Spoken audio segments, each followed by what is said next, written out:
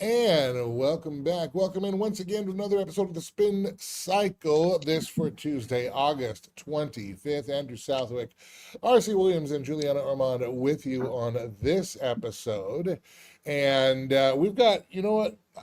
Well, first we should say right now, the news has already broke. It broke just a few minutes before we came on air. Of course, the Queen of Country, undisputed Queen of Country, Dolly Parton, passing away at the age of 80. And while toward the end of her life, perhaps, I know you can always go back over and say, well, I like this, I like that about her, but no doubt about it, was she among the most influential artists of certainly the 20th century and over an entire genre, crossing genres of music into popular and even into folk and rock in her era. Of course, Dollywood and many movies. Because I always think of her, well, in a couple, 9 to 5 is probably the one everybody talks about. Mhm. But I always remember her in Steel Magnolias. And yes, I watched that movie and I enjoyed it. And yeah, I'm not embarrassed to say so. So, really just a profound effect on an entire nation. And so certainly all the tributes are pouring out and pouring in for Dolly Parton. But just, since that just came out, we'd be remiss if we didn't mention a little bit about that. Do either of you connect Dolly Parton to a particular moment in maybe your life or your history, or, whether it was Jolene or whether it's Islands in the Stream or 9 to 5 or anything like that? So for me, she really inspired me when I was a kid. When I was about 11 years old, I told my dad I wanted a synthesizer, and specifically so I could play the 9 to 5 song and play along with my synthesizer. So yeah, she was very instrumental in my wanting to do music, Yeah. actually. Yeah. Yeah, absolutely legendary, Andrew. Politics aside, we talked about that before we came on. Dolly Parton changed a Mm. lot, in particular for women in the entertainment industry, and really kind of spearheading entrepreneurship in her own special way with Dollywood. I think a lot of people were of the mind that I don't know that Dolly Parton's ever going to pass away. She's just been around for so long that she's Mm. just going to be here. Yeah. I think was the general feeling. So it was a bit of a shock to see that happen. But musically, business wise, what a legend. Yeah, and hopefully, I do hope. I know it's probably gonna in some sectors of the world, certainly probably in internet sphere, but hopefully it doesn't get to just about politics and what they thought of what one person thought, because I think one thing that is hurting America now, it's hurting our freedom, is the fact that the shared experience is diminishing, if not almost gone for America. We don't have Mm. those national and cultural social touchstones that we all, the water cooler moments. We don't share those. Our lives are so customizable, and then not only that, but we're encouraged by the powers that be to be angry at whoever doesn't have our life and see it the way we do. Hmm. We have to draw a line, and then everybody else is an enemy. That we lose those It's shared crazy. moments. I mean, Yeah. when I could mention Island in the Stream and 9 to 5 to you, and you would understand what I'm talking about, but not to current generations. And really, what of this generation? And I don't mean this generation in terms of the people, but this era. What is shared like that anymore along Mm. those lines? Very, very little. And I think that's one of the things that's hurting us, because it also hurts our discourse in the public and the civic sphere, because we have forgotten how to have conversations like normal people who Mm. may or may not disagree but can still enjoy the game together, and that's too bad. Mhm. And I would hope, and Dolly Parton and really that era. I mean, I was just talking about this the other day to my kids. It's not like Paul McCartney and Ringo Starr are buying green bananas right now. You know, they're in their 80s when they, when their time on Earth is through. I mean, that's the closing of the door, the end of an era. The Rolling Yeah. Stones are out there doing their cool concerts, but good on them. I mean, fantastic, the greatest rock band in the world in terms of their touring and longevity, that they can still do that again in their early 80s, and some of them mid 80s. Hats off to them, but we don't have 20 more years of that, No. but those icons were some of the, and are right now, some of the last remaining physical touch points that connect us to that era where we did have something we could share. And I think we're going to find that we're going to miss that a lot more than we think. Whether or not you like the Beatles or the Stones or Dolly Parton or any of that stuff. And you can say, well, pop culture is entertainment and it's dumb. Actually, I think one of the reasons why it's valued so much in our culture in a good way is because of the value of the shared experience. And, so anyway. All right, didn't mean to talk about that, but since we did, there we go. I'll shut up and get off my soapbox. Welcome to everybody checking us out. If you are watching us, wherever you are, please like, share, and subscribe, particularly on the channel, whatever channel you're on, whether it's a follow or a subscribe, please do that. Lets that site know, lets that platform know that you want this content. It helps the platform get this content to more and more people. RC, let them know where they can find us in all of our other endeavors and internet sphere activities. Yes, sir. They can find us at watchmanaction.org. All things Watchman Action. That's MEN, so it's plural, watchmanaction.org.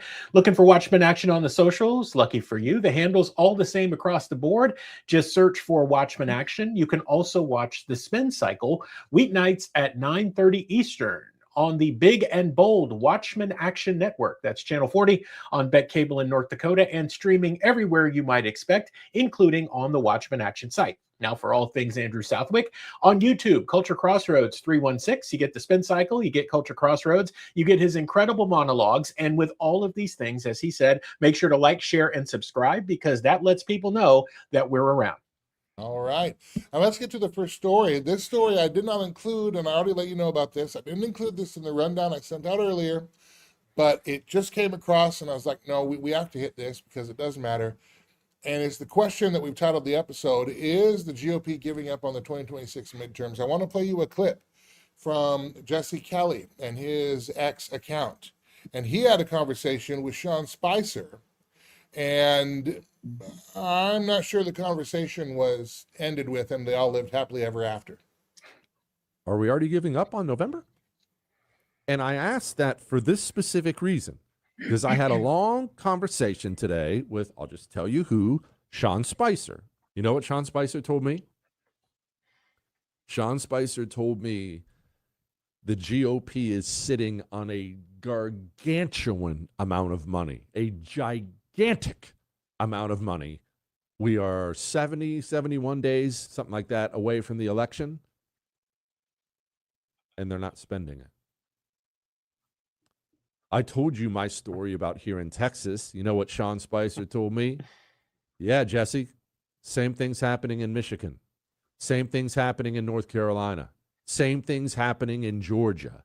The GOP is sitting on truckloads of cash, and they're not spending it. People are starting to vote early, like now. If not now, it can't. Every state does it differently, but I guarantee it's starting very soon. This election is right now. Why are we not unloading all this money? What are we saving the money for? Are we saving it for 2028?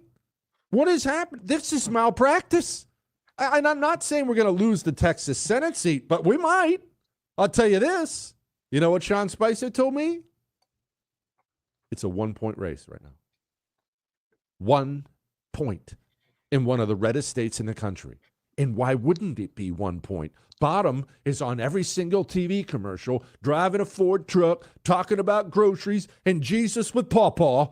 And Ken Paxton is nowhere to be found because the GOP's not spending any money. And I'm told that that same thing is happening in Georgia, that John Ossoff is unloading money. He's all over the airwaves. GOP candidate non-existent. North Carolina non-existent. Michigan non-existent. And now I get a story that Jared Kushner is already meeting with the probable, I guess, next Speaker of the House on areas of common ground. Are we in the negotiating the surrender phase?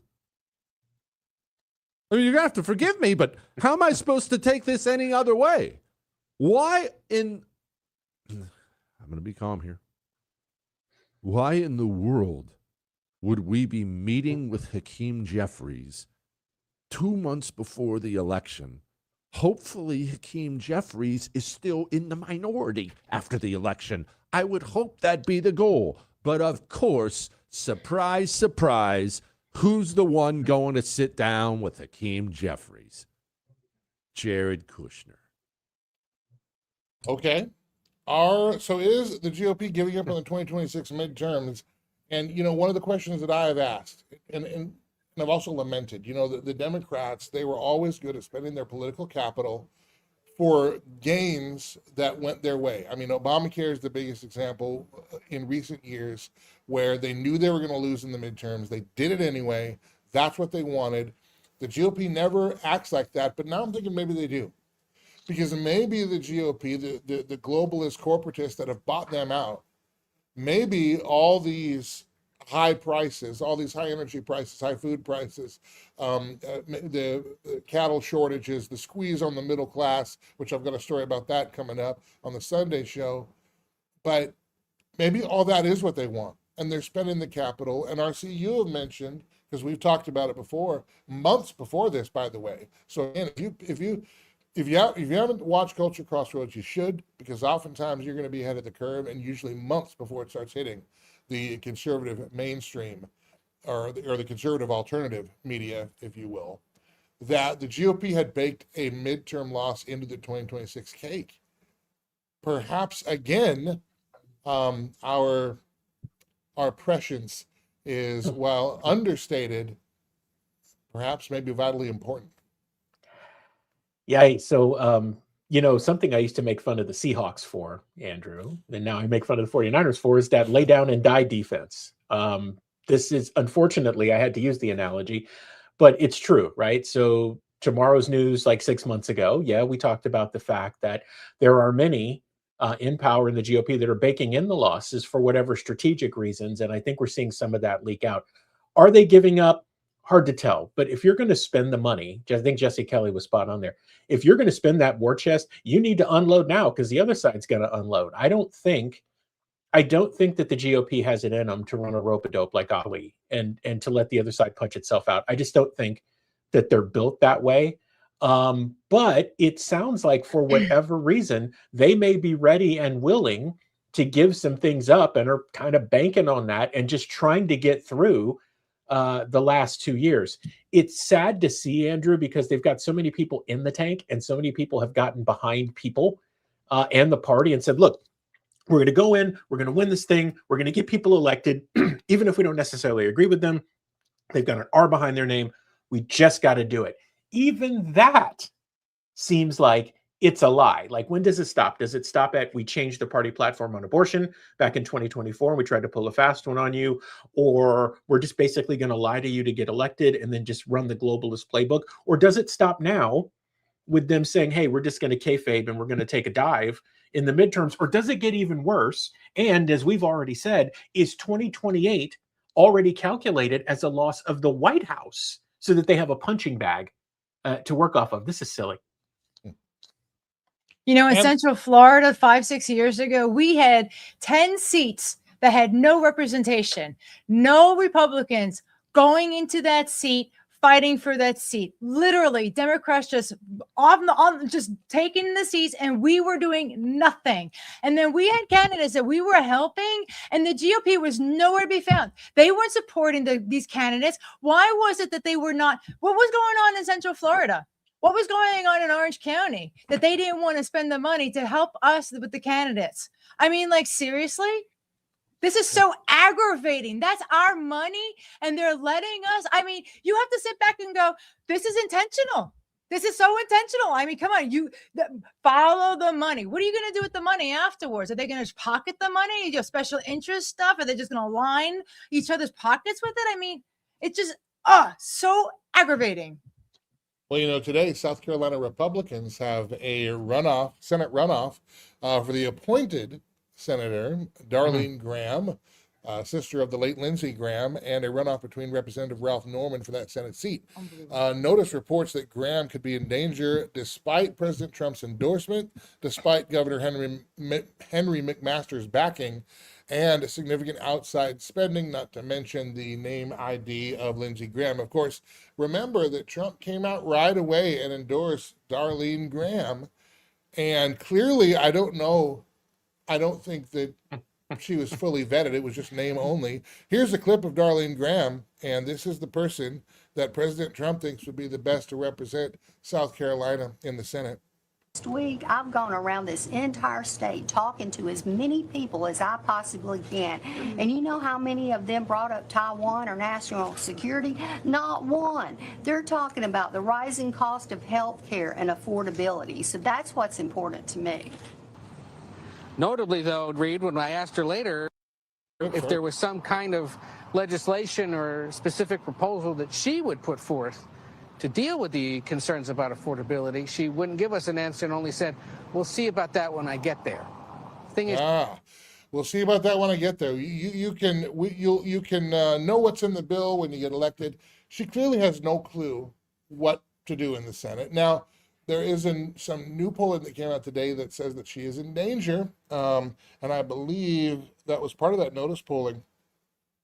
But and in fact, Trafalgar, who's been accurate in the past couple of election cycles, Trafalgar released a poll showing that Graham and Norman were tied 48-48 within the margin of error. So right now, as of right now, the voting is still ongoing. Polls have not closed in South Carolina, so we do not have those results right now. But I bring that up to say this is where the GOP money is going. These are the kinds of candidates that President Trump is putting his name behind. This is the future of the Republican Party if you leave it to the current establishment, if you leave it to the current administration. So you know, Juliana, you're saying we don't have representatives, where's the money? It's going to candidates like Darline Graham for reasons I don't think anybody knows. That is so wrong. That is our money, and we should be able to bring it to the candidates that we need to have in, and they shouldn't be able to control the purse strings to the point where it hurts the people. Like, we don't have a voice anymore. They're using a system totally against our ability to be able to have our voices heard. Juliana's got it, Andrew. And if I can speak frankly, we're all friends here, including the people watching. When it comes to the party apparatus, somebody needs to take this thing out back and shoot it. Yeah. Just go out and shoot this thing. Like, just nuke it, shoot it, whatever, and let's just start over. I mean, this insanity, I know there's too much money in it, and that's not going to happen, but that's it. This shows you, right? And part of this too, I mean, I think it's primarily we deal with a lot of the psychology of this, right? There is a part of this that is so insane and so stupid. It is actually designed to get you so angry and agitated that you give up, right? And it's like sometimes people forget that, but it's like literally this is just another reminder that we need to take this thing out and shoot it. It's long past its expiration date here, and it's now just showing itself. And I mean, not that the Senate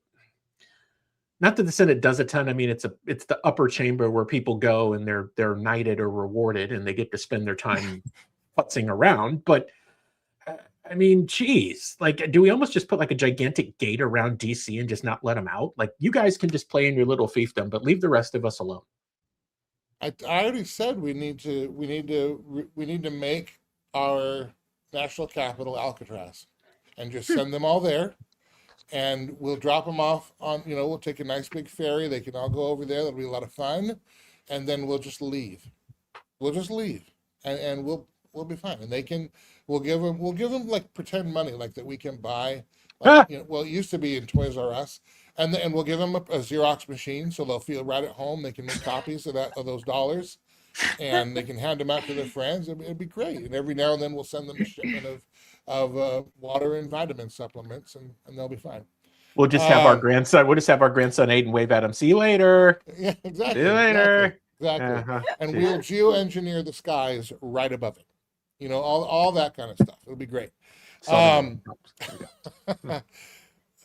you guys ever heard of the term stochastic terrorism?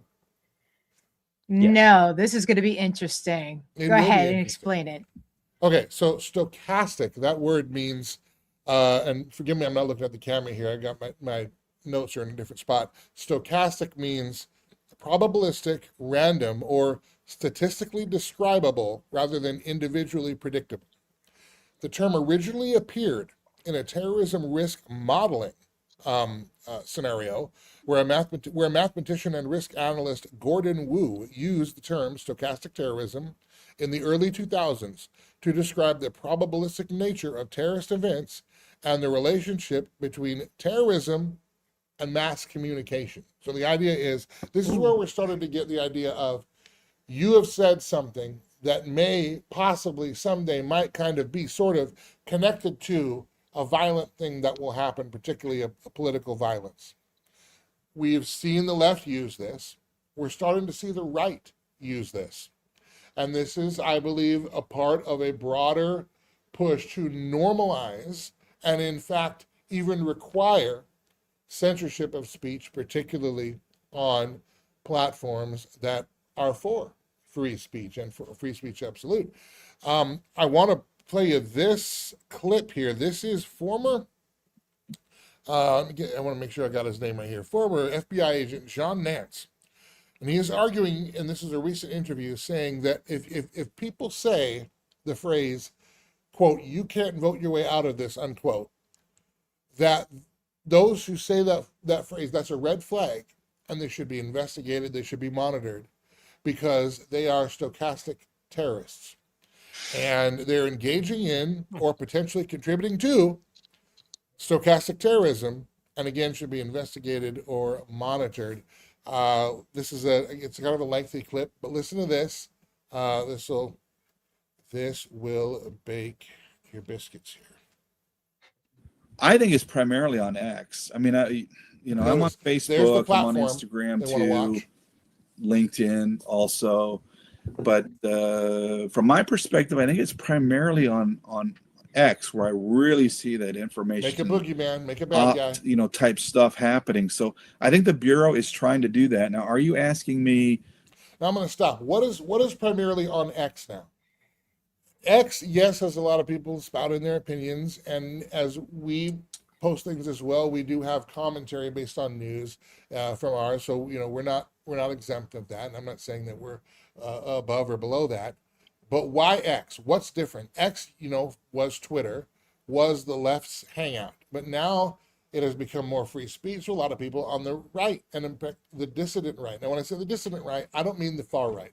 I'm using that term probably differently than the mainstream would. Particularly people on the right, or people who are conservative, who are dissatisfied with President Trump 2.0. You're seeing a lot of them have a voice on X. So it is interesting that we're going to point out X. Of all the places, why not YouTube, which we know engages in censorship, because if you say something against the WHO, right, then you have to, you go through a little censorship thing and a re-education program of their own, or Facebook that will shadow ban, and I'm sure X shadow bans as well. They all do it. But interesting that he pointed out X. All right, let's continue. Do I think there are open investigations on individuals or whatever? I would hope so. I would hope so for particular individuals, but those would be very sensitive cases. What are termed SIM cases, a sensitive investigative matter. That's not exactly a classification. It's kind of a handling instruction. So those things are kept very, very close hold. So I think there are people out there that are actually seditious. And I've used this phrase before. If you hear somebody say, "we can't vote our way out of this," okay, that's a red flag. Mm-hmm. And what that is that's a technique. Demoralization. Yes, it's stochastic terrorism. It's a stochastic terrorism technique, and what it's designed to do is eliminate the logical objections to political violence. Right? I mean, what's being left unsaid? If remember, stochastic means it's probable, or they believe it's probable. Stochastic means there is a certain mathematical formula we could use to statistically predict that this might impact or influence or incite or whatever. It doesn't mean one-to-one, and it doesn't mean this, correlation is causation, or that there is any relation whatsoever. If you say we can't vote our way out of this, what's the alternative, right? It's political violence. Well, the individuals that are involved in that are seditious. And frankly, I mean, if I was running the Bureau's counterintelligence program, I'd be really interested in what those people were doing in their associate. I'd love to see a link chart. I would too. On He'd love to see that data we showed yesterday on the spin cycle from Flock and their cameras and all that, all your data points. He'd love to see that. That's one of the things, you know, that I miss about being, you know, in the bureau. The bureau is really good at that stuff. I don't want to get into too much detail, but you know, a link chart with regard to some of these people would be fascinating to see. So you know, it sure would be fascinating to see, wouldn't it? Boy, if we could just have all the information about everybody who's ever said anything bad about the government that we didn't like. Gee, I wish we could implement a system and an infrastructure to do that. Oh, wait a minute, we are. Now we need to get the public convinced that we should use it and weaponize it, because, gosh darn it, there are people that are not bending the knee at the orange man. There are people who don't think, there are people who don't believe that the 10,678,458 9/10 to the point carry the rounding remainder degree chess. There are people who don't quite think that maybe that's the best thing for America. Can you believe people would actually think for themselves? That when we send out the note from on high, the edict from on high, conservatives, this is what we believe, that, wait a minute, some of them don't? Well, we can't have that. The constitutional problems here, okay? For speech, right? For it to be a true threat, it needs to be a serious expression conveying unlawful violence against an identifiable person or group. If it's going to be an incitement, it needs to be an advocate who is intending to produce imminent lawless action. So you're there in a mob with a bullhorn telling them to go. That's incitement. Conspiracy, an agreement among participants to commit an unlawful act. Oh, wait a minute.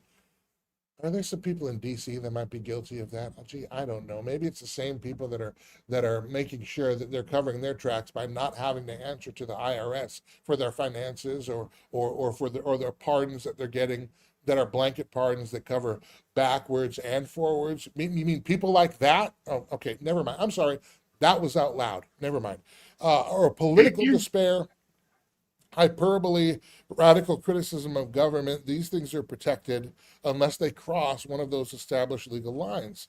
Counterman versus Colorado, the Supreme Court emphasized the danger of chilling protected expression when criminal threat standards are too broad. And the problem with stochastic terrorism, that phrase, is it's way too broad, way too elastic. It can mean anything, but that's exactly what they want, because they just want something that they can go back and look at our X accounts and look at our YouTube accounts and look at our Facebook accounts or watch our programs or look at our clips, and they can say, oh, you know what?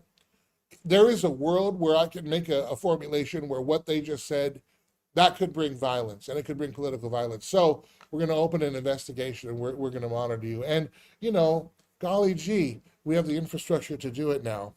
And I think the central question is this: if there is no specific threat, if there's no plot, if there's no instruction, and clearly if there's no violent act, what exactly is the government investigating other than trying to intimidate people not to have their own opinions and not to express them?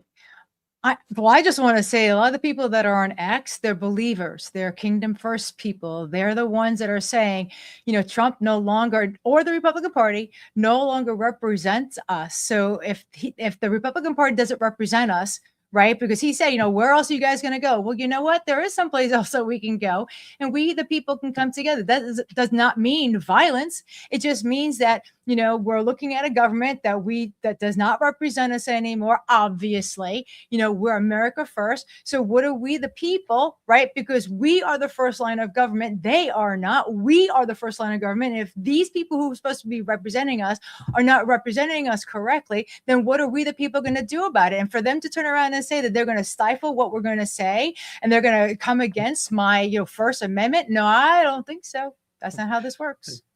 Friends, if I can just take a moment here, put on the handy spectacles, I'm going to look at the other screen on the big board and read the definition of sedition. Just a moment, please, because this is important. Sedition is overt conduct, such as speech or organization, that tends towards rebellion against the established order. Hang on to that for a second. Sedition often includes subversion of a constitution and incitement of discontent towards or insurrection against established authority. Also hang on to that.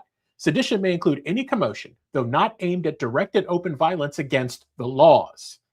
Seditious words in writing are seditious libel. A seditionist is one who engages or promotes sedition. Friends, I submit to you, and Mr. Nance, this one's for you, buddy, so I'll look at the camera. I would submit, sir, that you and the FBI and other three-letter agencies are in essence the seditionists, not the That's American correct. people, because you are waging an assault on the Constitution in and of itself because you've in some weird way been given permission. I want people to let that sink in for a second. Because before you pointed at us, which you're going to try to do anyway, because it's pre-crime, we talked about this yesterday on the show, the movie Minority Report was not science fiction, it was science fact. It was just a matter of when we were going to get there. Be very careful, speaking of words and what they mean and how they try to pull them together against you. Be very careful to listen to and watch what these people say and do. And what you will quickly find is that definition is gentlemen like Mr. Nance and those three-letter agencies that purport to protect you. Now, if that's sedition on my side, you guys know where to find me, but I'll tell you what, it ain't. You know, I'll it's tell so interesting because we thought we were seeing this on the left, and people were like, oh, we're not going to see that on the right. And here we are. We're seeing it on our side. Go ahead, Well, Andrew. and so here's why they have to do this, because now we figured out that it's a uniparty. That it doesn't. That's why no matter who you vote for, you get backstabbed, and it all moves in the same direction. If you're a liberal and you really do honestly care about the social causes and that kind of thing, and those are your issues, well, the poor aren't getting richer, are they?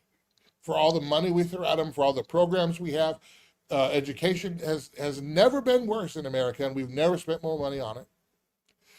So all those things, healthcare has not gotten more affordable, has it?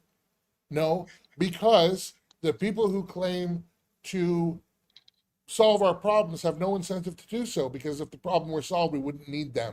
And they need to be the ones in charge so that they can do the grift. The grift can keep grifting.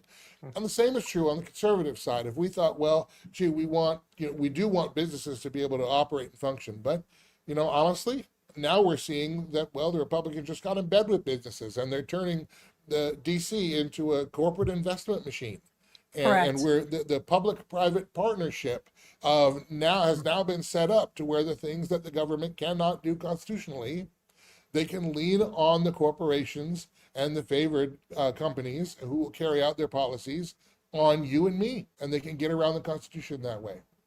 And to say that you can't vote your way out of this is equal to go commit a crime or go be violent is reckless on its face. Because listen, if we have looked at our choices and we keep seeing cycle after cycle, election after election, that no matter who we vote for, the same things happen, then it is true that our voting is not accomplishing what it is supposed to.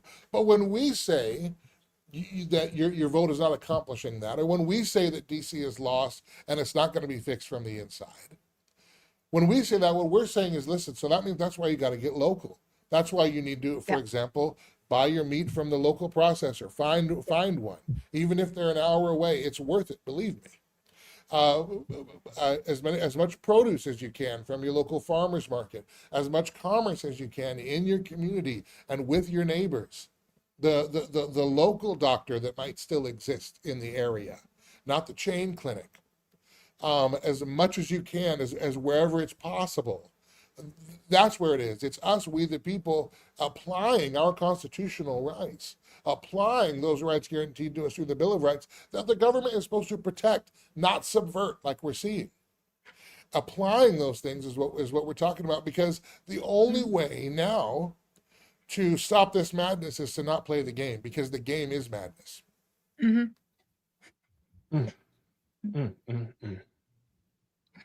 This is scary. I mean, we have to look at what's going on for what it really is, not for what they want us to think that's happening, but for what we actually see.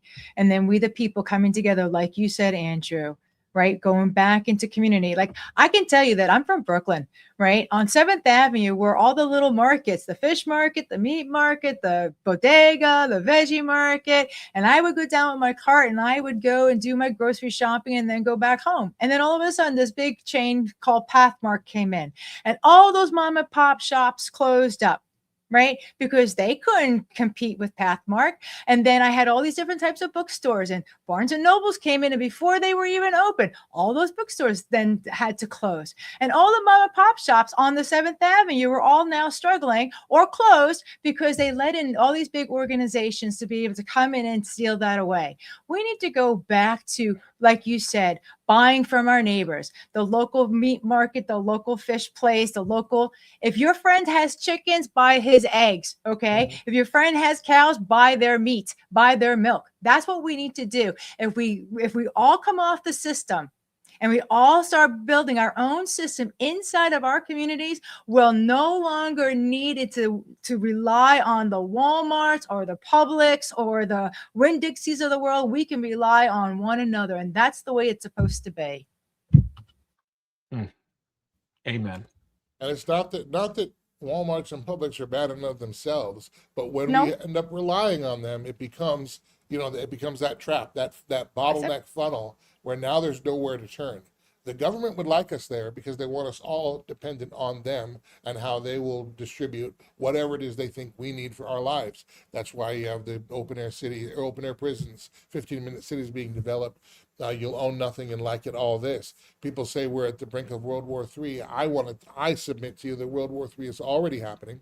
And it's a Correct. global war against the middle class. It's being Correct. waged in the financial sectors, in the biomedical sphere, in the educational sphere, institutionally, upon us to squeeze us so that there is no more middle class. Because as long as there is a middle class, and that middle class is essential to freedom, because as long as there are people who can earn and grow and they can rise up in terms of that socially, financially, what have you, the powers that be can't gatekeep their little community as well. They can't control us all. They've got to get us to that binary Marxist communist, the haves and the have-nots, and those who rail against the oppressors, they're the ones who want to do the oppressing. It's just right now the middle class is in their way. That's why they don't care that gas prices are high. They don't care. They don't care that food prices are high. That's good.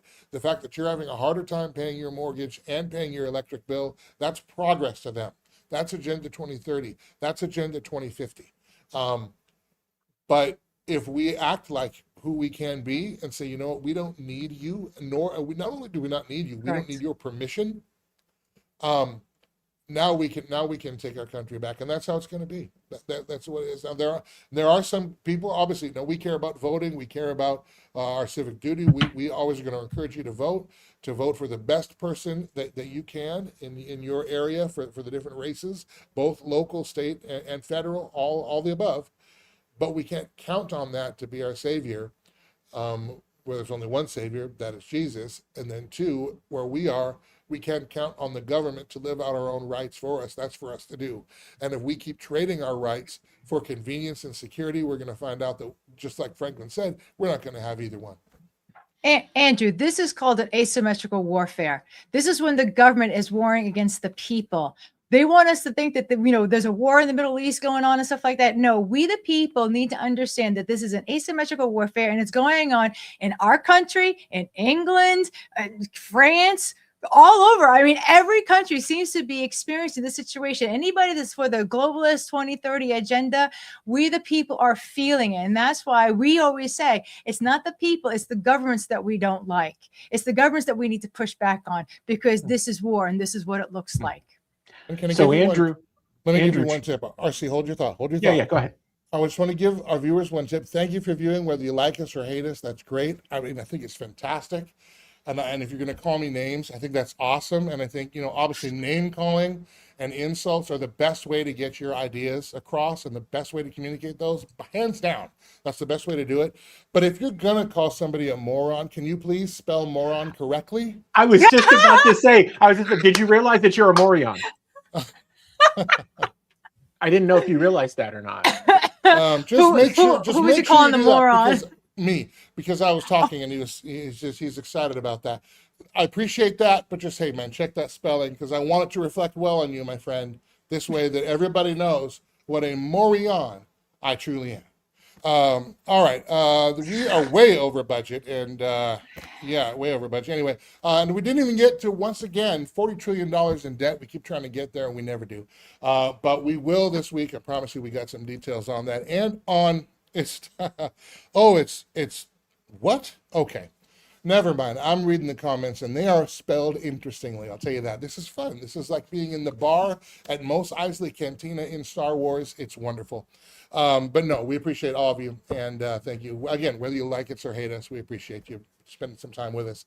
The Sunday show, Culture Crossroads, we're going to take a deep dive into the Trump's beef deal, how that's going to hurt ranchers. But also, I've got some data and some information on what is actually going in our foods right now and why it's critical that we get back to buying from ranchers and back to buying local, because what we are being what's being foisted upon us, what's in the packaging at the grocery stores, is a lot of times anything but the food we think it is. So, and I'm telling you, right down to the eggs that they put in the ingredients, it's going to blow your mind.